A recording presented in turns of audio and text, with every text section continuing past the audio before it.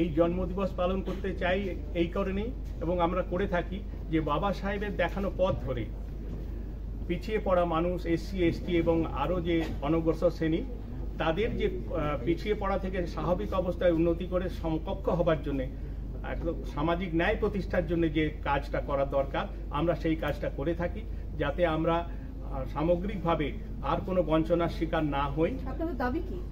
আমাদের দাবি হচ্ছে সব মানুষের সঙ্গে নতুন সরকার গঠন হতে চলেছে, আপনাদের তার কাছে কি দাবি থাকবে?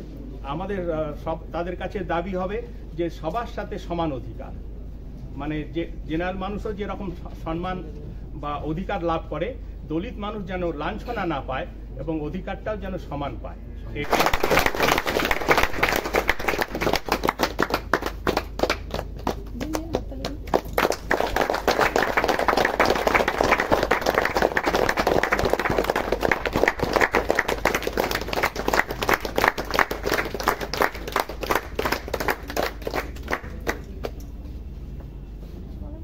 না না স্যার একটা কার্ড আছে, আচ্ছা নাম্বারটা